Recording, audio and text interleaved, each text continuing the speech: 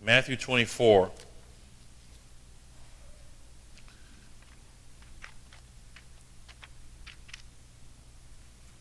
And I'm going to read it. I'm going to read the whole chapter, and I'm going to give you the gist of what we're going to be talking about. Because what we're going to do is define some of these terms that's in here. All right, now Matthew 24:25 is very prophetic because it's talking, Yeshua is specifically talking to Israel, and some of these verses may pertain to the bride of Yeshua, which we gibbily call the church. Matthew 4, verse 1. And going out, Yeshua went away from the set-apart place, and his taught ones came near to... Let me stay in one place.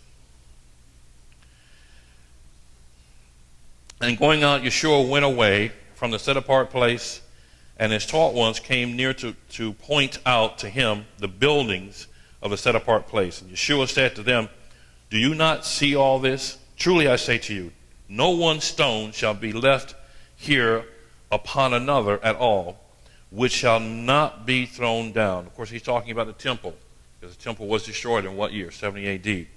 And not one stone was left unturned, because Titus Vespasian came in, and he told his soldiers, take the gold from the temple. Someone threw a fire in a window, a torch, it burned the temple down and melted the gold, because if you have gold in your house, you have a house fire, don't go looking for your jewelry. In verse 3 it says, and as he sat on the Mount of Olives, the taught ones came to him separately, saying, say to us, when shall this be? Because what did he just say? Well, the temple will be destroyed in a metaphoric way. He says, when shall this be? What is the sign of your coming and the end of the age? And Yeshua answering said to them, take heed that no one leads you astray. For many shall come in my name, saying, I am the Messiah, and they shall lead many astray. And you shall begin to hear of fightings and reports of fightings. See that you are not troubled, for these have to take place, but the end is not yet. For nations shall rise against nations, and reign against reign, and there shall be scarcities of food, and deadly disease, and earthquakes in places. And all these are the beginning of birth pains. Very key term, birth pains. Romans 8, the earth, the universe is like a woman travailing in birth pains, waiting to give birth. The universe suffers because of the sins of man. And the more she knows of Messiah coming, the more she lets the world know with earthquakes and volcanoes and tragedies. Then they shall deliver you up to affliction and kill you. You notice Yeshua says, he didn't say try to kill you. He says they will kill you. We know based on the book of Revelation that 2/3 of the Jewish people on the earth will die during a certain period of time we call the Great Tribulation. Yeshua called it the Great Tribulation. 2/3. There's a guesstimation of 18 million Jewish people on the face of the earth today. 18 million. And you can only wonder how many more there would have been had 6 million of them not been killed. So there's 18 million. 2/3 of 18 million is how many people? 12 million people will die during this period. And he's telling them this. Then they shall deliver you up to affliction and kill you, and you shall be hated by all nations for my name's sake. And then many shall stumble, and they shall deliver up one another, and shall hate one another. What does that mean? Some will stumble, meaning they will renounce their Judaism. We saw that happen throughout history in the Inquisitions. The Jewish people during the Inquisitions were forced in 1492 to leave their homes and their businesses if they don't become Catholic. In other words, if you don't become Catholic, then you have to give up your property and all your wealth or whatever you own. Hundreds of thousands of Jewish people died during the Inquisition. Some conformed, because you have some Jewish people who are Catholic, And they don't even know they're Catholic. Jewish. But there's one way that they do know. Because during the holy days, Pesach, Shavuot, and Sukkot, if they have statues of Catholicism in their houses, they turn the statue to face the wall. So if you know anyone who in your family who does that, or friends, they are most likely Jewish in their background. And verse 10 is, and then many shall stumble, and they shall deliver up one another. In other words, they're going to turn each other in, and shall hate one another. And many false prophets shall rise up and lead them astray. Lead who astray? Those Jewish people. False prophets shall lead those Jewish people who have been deceived. And because of the increase in lawlessness, and the term lawlessness there means what? Without Torah. The love of many shall become cold. But he who shall have endured to the end shall be saved. And this good news of the reign shall be proclaimed in all the world as a witness to all the nations, and then the end shall come. So when you see the abomination, that lays waste, Daniel 11 verse 31, spoken of by Daniel the prophet, set up in the set apart place, and this has to do with the abomination that's going to happen in the temple. Now, they've been talking about building a temple for quite some time. Danny and I and a few of us, Blanca and some other of us, went to Israel in 2012, and we actually went to the Temple Institute. Second time I went there, and we had a chance to ask questions, and one of the questions that I asked was, do you have the Aron HaKadosh, the Ark of the Covenant? And the person says, well, we know where it is. So they're about to build this thing. They're going to start with a cornerstone. And so we're going to see this when the temple, the Mishkan, is built, and once it's finished, there's going to be another abomination of desolation that happened during Hanukkah 265 BC by the Antiochus, the Greeks, who committed an abomination of desolation by slaughtering a pig inside the temple, shedding the blood of a pig inside the temple, and building a statue of himself.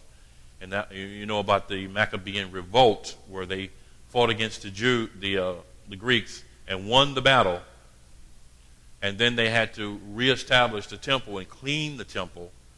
And you know the story of Hanukkah, where they didn't have enough oil in order for the menorah to burn, because according to Yahweh, that menorah should burn and never burn out. So they had an issue there. So Yahweh gave them 8 days worth of oil, 1 day's worth of oil, and it lasted for 8 days. That's the story. Verse 17, let him who is on the housetop not come down to take whatever out of his house, and let him who is in the field not to turn back to their garments. And woe to those who are pregnant, and to those who are nursing children in those days. And I pray that your flight does not take place in winter or on the Sabbath. Why winter and why not on the Sabbath? For those of us who believe that Yeshua was born on Christmas Day, on December 25th, people do not travel in Israel during the wintertime. And it says it right here. You don't do that. And they don't travel on the Sabbath. For then there shall be great distress, such as has not been since the beginning of the world until this time, nor ever shall be. And in those days if those days were not shortened, no flesh would be saved. But for the sake of the chosen ones, those days shall be shortened. But if anyone then says to you, look, here is the Messiah, or there, do not believe. For false Messiah and false prophets shall arise, and they shall show great signs and wonders, as so to lead astray, if possible, even the chosen ones. So I have forever warned you. So if they say to you, look, he is in the desert, do not go out. Or look, he is in the inner rooms, do not believe. For as the lightning comes from the east and shines to the west, so also the coming of the Son of Adam be. Now this word coming, and we know this in the English vernacular, is the day of the Lord. It's the day of the Lord in the book of Revelation is not Sunday.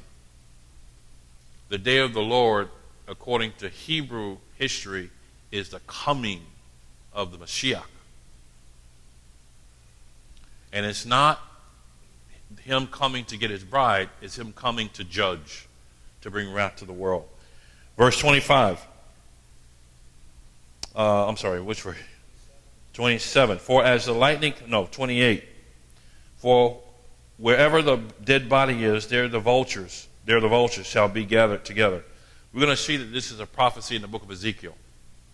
And it's Ezekiel 38:39. We're going to see where Ezekiel 38:39 speaks of a nuclear disaster. Why? It says, for 7 months do not go and try and gather the bodies. And it says for 7 years Israel uses the weapons against them to burn as fuel. 7 years, 7 months. If you were to go to the State Department and get a copy of nuclear disaster fallout and how to hazmat that, it'll tell you you cannot go into the area for 7 months.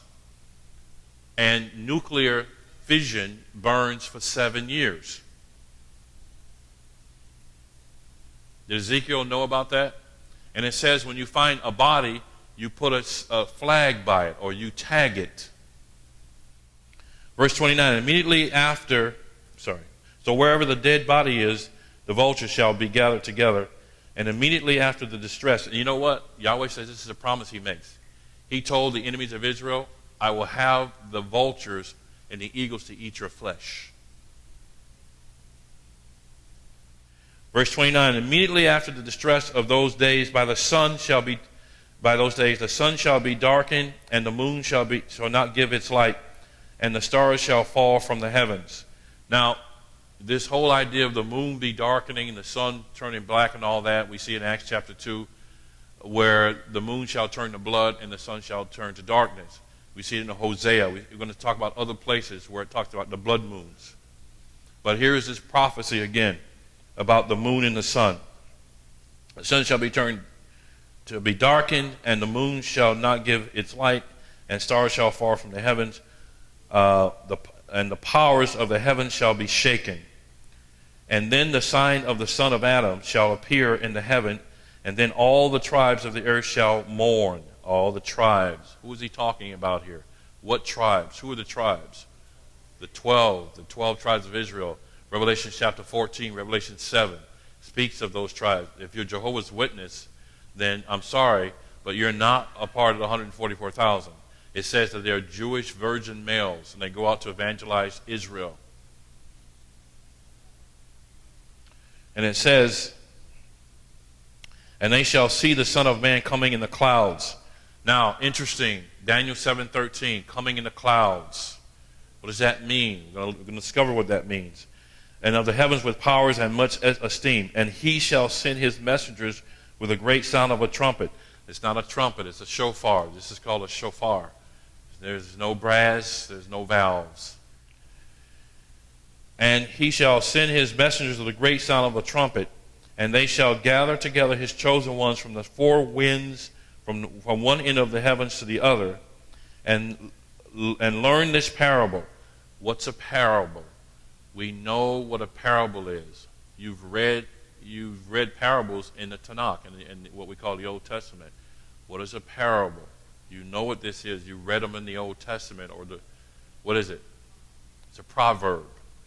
So the only problem is with here we went Greek. We went Greek. Greek is not Hebrew, and Hebrew is not Greek. So this is a proverb. You want to understand what proverbs are? You have to go back and read Proverbs. And learn this parable from the fig tree. Now, fig tree. Fig tree refers to whom? Israel. Learn this parable of the fig tree. When its branches, now listen to what he's saying. Again, listen very clearly. And learn this parable from the fig tree. When its branches have already become tender and puts forth leaves, you know that the summer is near. So what is he saying? When you see that, you know that summer is coming. In other words, when you see the fig tree leaving, not going away, but having leaves, then you know summer is coming. Okay, listen. So you also, when you see all these things, or all these, know that he is near. And what does it say? At the doors, plural. At the doors, plural. First time he uses the term doors, plural. Interesting. So what is he saying?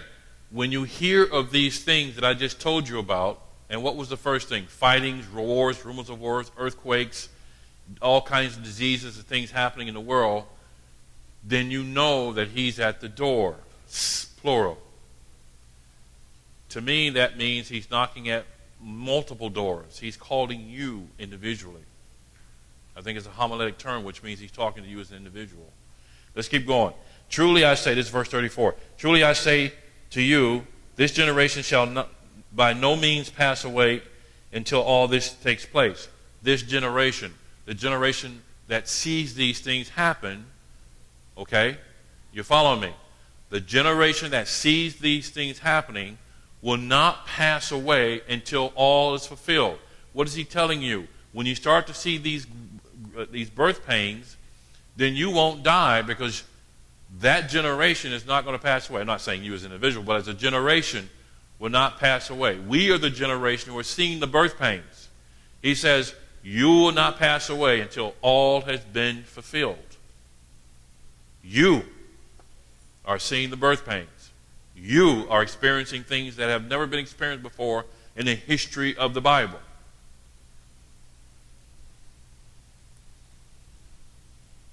Verse 35, the heaven and the earth shall pass away, but my words shall by no means pass away.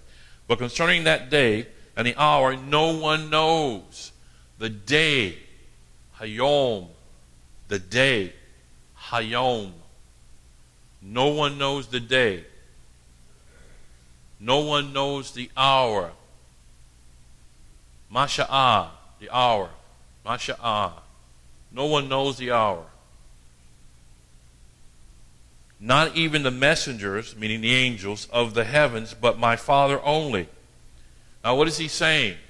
He says the season you will know, because as you could see that, how many of you have a fig tree in your yard? Probably none of you. Well, if you do, let's just pretend you do. All right, let's replace our mango trees and our avocado trees with a fig tree, just for the moment. Now envision the fig tree in your yard, sitting in your backyard. For you island people, it's in your front yard. It's in your yard, and you're looking at it, and you're seeing it leave. The leaf starts to come. It starts to blossom leaves, fresh leaves, because the fig tree drops all of its leaves. And when it's time to fruit, it starts to leave. Remember the fig tree that Yeshua cursed? It had leaves and no fruit. And so what he's saying is, the fall or the cold period has passed. Now summer, it's on its way. He's saying, just like you can see that, you should know that I'm at the doors.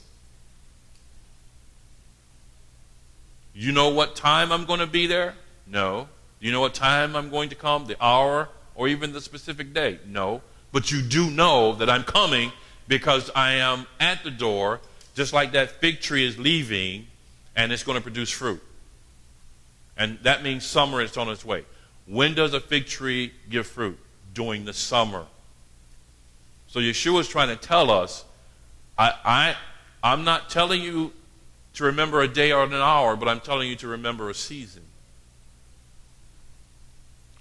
And the days of Noah, and listen to this. But concerning the day and the hour, no one knows, not even the messengers of heaven, but only my Father. Verse 37, very important verse, you mark it in your Bibles. And as the days of Noah, so also shall the coming of the son of Adomah be. Days of Noah. And let's just read through it. For as they were in the days before the flood, eating and drinking and going to Justin Bieber concerts and, smoking some ganja, drinking, marrying, and giving in marriage until the day Noah entered into the ark. In other words, business as usual. And what is Yeshua really telling us here? This came to me last night. What is he really telling us? I'm warning you that I'm on my way, and you're ignoring me. Now I should shift my focus. In other words, whatever takes me away from him, I need to stop. Some of us need to spend hours, if not days, if not decades, on our knees in repentance. Some of us need to rediscover his love for us, his sacrifice.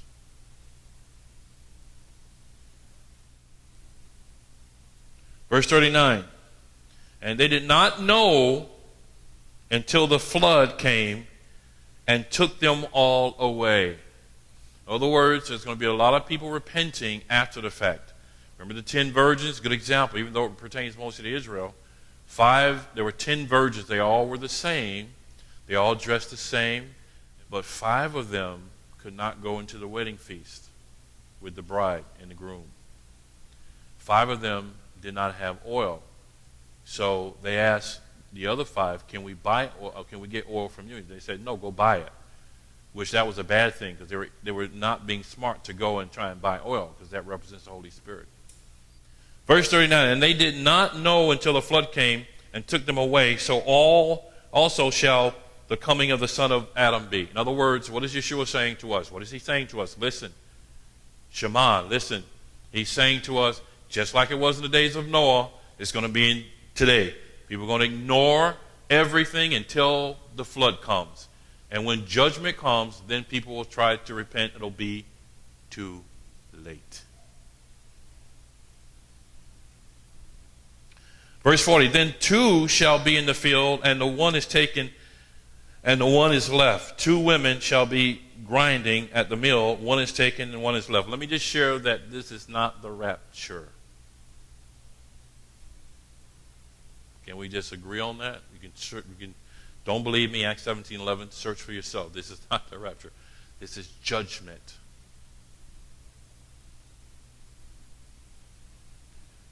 What did he just say before that? He just said before that it will be like in the days of Noah, right? Did he not say that? And people will be doing whatever they do. And then when the judgment comes, they will still be grinding, and they will be cooking, and they will be cleaning and marrying and doing these things. And one will be killed, and one won't. The wrath of Yahweh is going to bring a rebellion against, a hatred against Israel. When the wrath of Yeshua, Yahweh comes, who do you think they're going to blame? They're going to blame the Jews. They're the ones who brought this upon us. Who was blamed for the tragedy of the bubonic plague in Europe in the 16th century? Who was blamed for that? The Jews. Why? Because they didn't die from it. Why didn't the Jews not die from the plague? Because they followed Torah. Torah says when you have a place to store your grain, make sure you keep it clean at all times. What did the Europeans do? They left stuff everywhere. Sort of like teenagers. You go to their room, you can find stuff from 20 years ago. It might be molded, but you'll find it. And what they did was they cleaned their barns and places where they stored grain. And so when the bubonic plague came, it was brought to the Europeans by rats. And where did the rats go? Where there was what? Food. And there were no Jewish barns that had food because they were following Torah.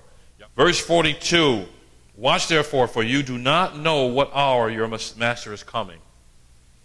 And know this, that if the master of the house had known what hour the thief would come, he would have watched and not allowed his house to be broken into. Because of this, be ready too, for the Son of Adam is coming at an hour when you do not expect him.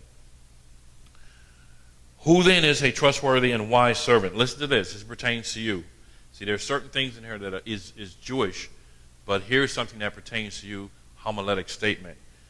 Who is then a trustworthy and wise servant?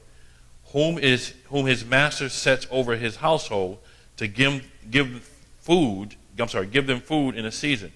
Blessed is the servant whom his master, having come, shall find him or find so doing. In other words, find him serving, if it's giving food or other things that you do to serve, one of the most and greatest ways to serve is to share your faith. Not so much your faith, but share the word of Yeshua with someone else. The greatest gift you can give anyone. Verse 47, truly I say to you that he shall set him over all his possessions. But if that evil servant says in his heart, well, my master delayed in his coming, and begins to beat his fellow servants and to eat and drink with the drunkards, in other words, I'm hanging out in the world and I go to church. I have one foot in the church and one foot in the world. I look more worldly than I do churchy. And churchy may be a metaphor for being worldly. But if that evil servant says to his heart, in his heart, my master is delaying his coming, and begin to beat his fellow servants and to eat and drink with the drunkards, the master of that servant shall come on a day when he does not expect, and an hour he does not know, and shall cut him in two, and appoint him with portions with the hypocrites. There shall be weeping and gnashing of the teeth. The book of Revelation says the same thing.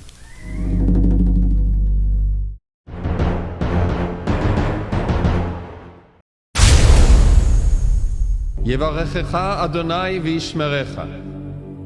יאר אדוני פניו אליך ויחונקה. יישא אדוני פניו אליך וישם לך שלום.